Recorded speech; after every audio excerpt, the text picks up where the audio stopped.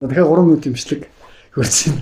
Тэгээ урт бичлэг хийсэн чинь жоон залхуу өрс учраас богино бичлэг хийж байгаа. Тэгээд цензуртай байр сурах тухай гэсэн сэдвээр ярьж байгаа. Тэгээд та нар цензуртай байр сурах хэрэгтэй байна аа. Хайр дурлалын цензурыг өндөрсгөө. Хайр дурлалын цензурыг өндөрсгөөд эхэлж байна. Тэр бол зөв. Буруу байдлаар хэрэглэж байгаа эсхийг бид мэдэхгүй байхгүй юу? Жишээлбэл хайр дурлалын хэмжээс дээр сая сүүлд ингээд гадагшаа гадаад хүнтэй гэрэлж байгаа залуу хүн байна.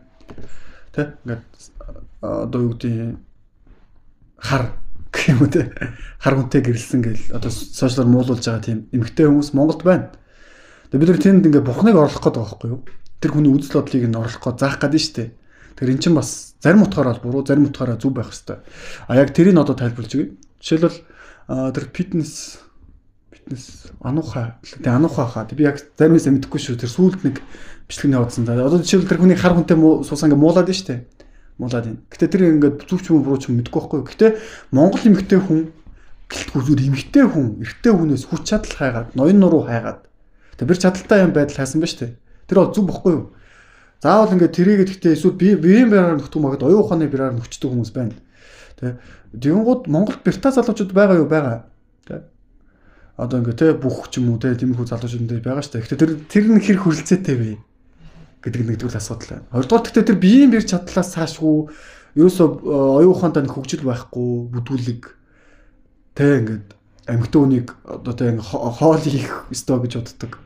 Тэ эмэгтэй хүнийг хүүхд төрүүлэх зөв хэрэгсэл гэж боддог. Тэг тийм юм шиг шууд хилдэггүй мөртлөө тойруугаараа тэгж харцдаг.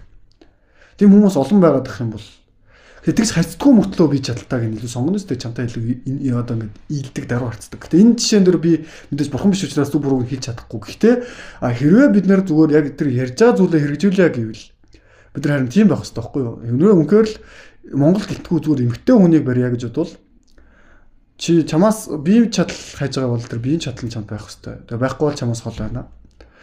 Чамд биеийн чадал байгаа чамтай ойрсон чинь чам тэр оюун ухаан халамж нь байхгүй байна. Тэгвэл чамаас хол байна. Холдож эхэлнэ. Эсвэл хайж эхэлнэ, өөр зүйл хайж эхэлнэ. Тэгээд тэр зүйлээ хайсан ч гэсэн эсвэл чамаас аль сэтгэл нь явсан ч гэсэн яг зүр үр хөвгттэй болцсон болохоор нуугаад амьдэрч магадгүй. Энэ харилцаа Монголд байдаг байхгүй хамгийн амин.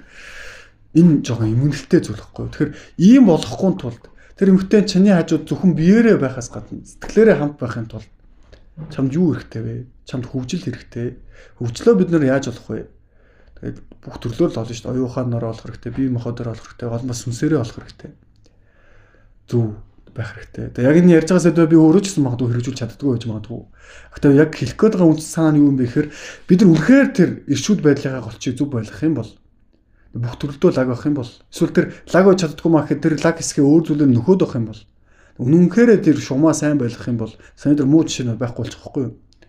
Эмэгтэй хүн, эрэгтэй хүн гэдэг харилцаануудын жишээ. Зөвхөн Монгол гэлтгүй энэ дэлхийн асуудал та.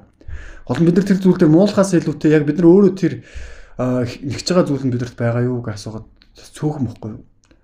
Ингээд цөөхөн штэ баг байхгүй заримдаа бол. Тэгэхээр энэ шугам цөөхөн дандаа юм цөөхөн байхгүй олон болох боломжтой. Олон болохын тулд харин бид нар зүг гарц гаргалгаа хэрэгтэй. Зүгээр гарц гаргалгаагаа харин зүгээр хайх хэрэгтэй. Гэтэ энийг ганцхан хүн хайх биш.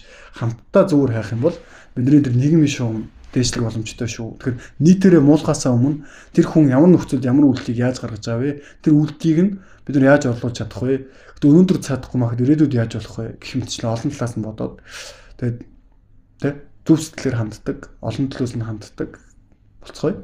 Тэгээд ерөө үнэхээр бид нар тэгээ хэрэгжүүлээд эхэлчих юм бол бид нар тэр хүнийг шоолох загнах урах шаардлагагүй болчихно.